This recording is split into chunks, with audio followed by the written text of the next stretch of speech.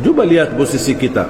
Mohon maaf Bapak Ibu, menurut saya persoalan kita di Indonesia, bermasalah yang kita hadapi, berbagai macam masalah, wallahi gara-gara hubungan kita sama salat belum beres. Masih ada masalah kita sama salat. Padahal salat itu satu-satunya ibadah yang tidak bisa ditinggal dan tidak bisa mewakili orang lain. Ada umrah badal? Ada umrah badal? Ada. Ada haji badal? Ada. Ada salat badal? Tidak ada. Tidak bisa diwakili. Harus kita sendiri laksanakan. Dan tidak bisa ditinggal.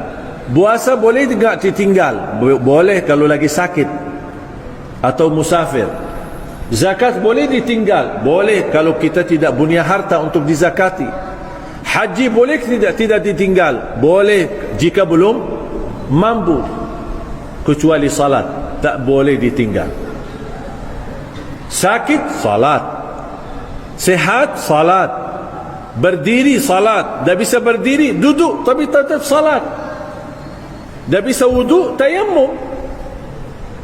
Tak bisa berdiri, tak bisa duduk, berbaring, tetap wajib salat.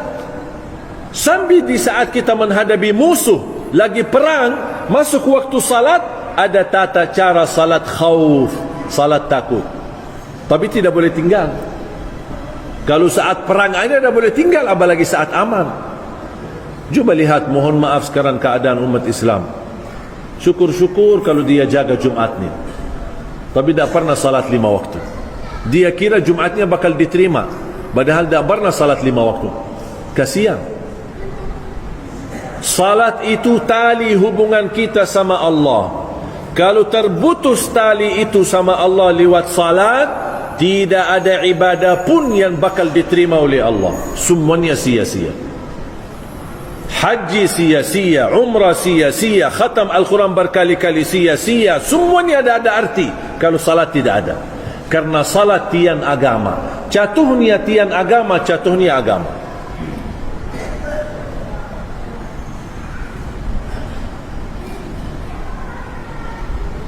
Makanya saya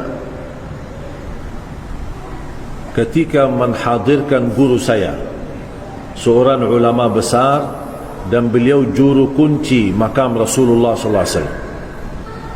Saya pernah hadirkan 2 kali ke Indonesia. Ketika beliau hadir, selesai tausiah, saya sebagai penarjamah.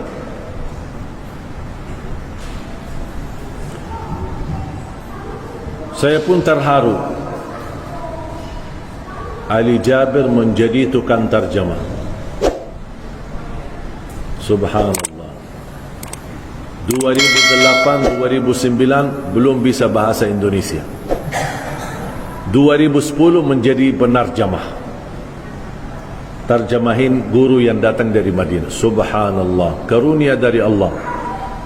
Tak saya ambil kursus bahasa Indonesia. Saya tidak belajar sekolah bahasa Indonesia. Saya tidak belajar kamus bahasa Indonesia.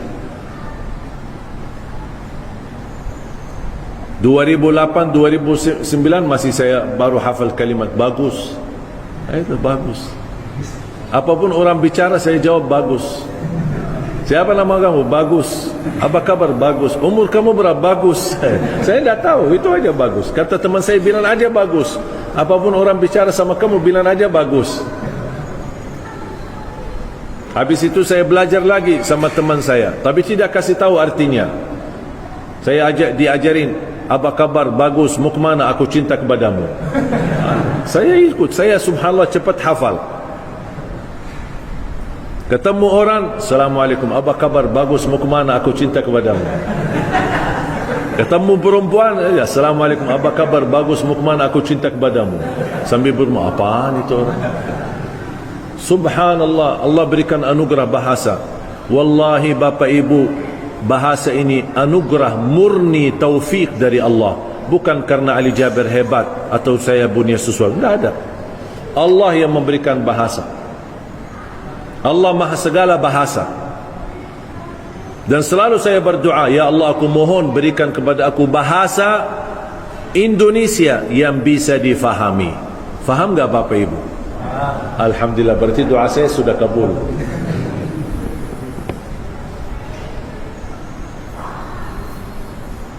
Jadi guru saya ketika dia berceramah bahasa Arab, juru kunci makam Rasulullah SAW, beliau sudah berkhidmat di makam Rasulullah SAW 79 tahun.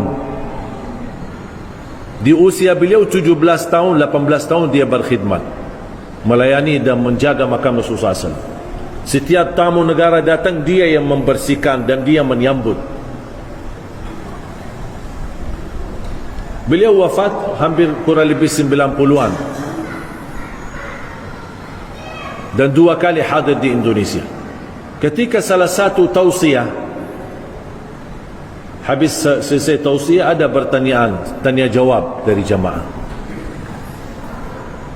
Dan salah satu pertanyaan kepada beliau, gimana hukumnya orang Muslim tidak salat? Ketika saya menyampaikan dalam bahasa Arab, beliau kaget sambil mempandangi saya. Iman ada orang Muslim tidak salat? Dia kaget, heran. Iman ada orang Muslim tidak salat? Saya jawab, ada, banyak di Indonesia lagi.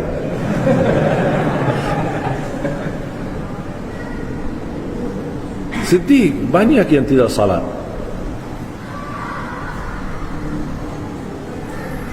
Sering saya terima keluhan dari jamaah, khususnya ibu-ibu, curhat, nangis, anaknya susah salat. Aku capek sama anakku, tolong doanya, tolong amalannya. Saya tanya, ibu maaf, anaknya umur berapa? Sudah 30 tahun. Subhanallah, 30 tahun susah salat. Saya fikir masih anak-anak, 5 tahun. Sudah 30 tahun dia tidak mau salat. Tahu enggak, ada di dalam fikih satu hukum. Di dalam fikih, kalau ada seorang suami tidak salat sama sekali dan istrinya salihah dan dia salat, jatuh talak, dan tidak boleh membiarkan suaminya berhubungan lagi karena hubungannya zina. Coba sejauh mana begitu? Ini bukan hukum yang disepakati oleh ulama, tetapi ada sebuah pandangan di dalam fikih seperti itu. Bahkan ada satu pandangan, ketika ada orang Muslim tidak salat sama sekali, dia tidak mengingkari kewajiban, dia tahu salat itu wajib, tapi malas, tidak maulah gitu. Ketika dia meninggal, di dalam pandangan fikih saya baca, orang itu tidak boleh disalati, tidak boleh dimandikan, dan tidak boleh dikuburkan di kuburan umat Islam, dibuang jauh sana.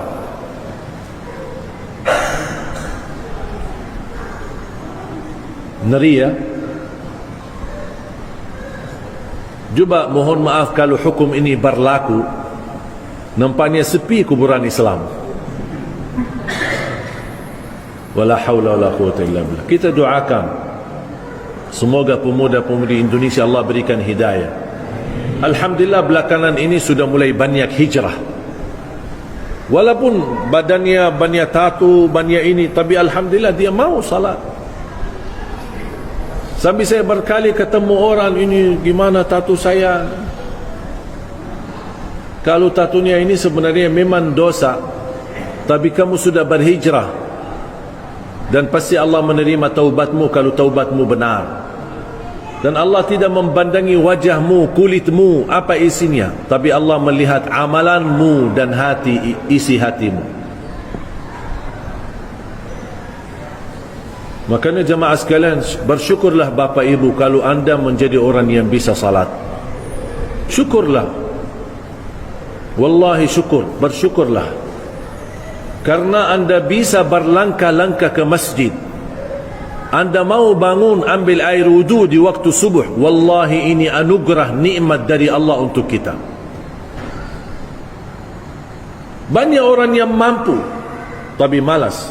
Bahkan ada orang tetangga masjid tidak pernah datang ke masjid. Padahal jarak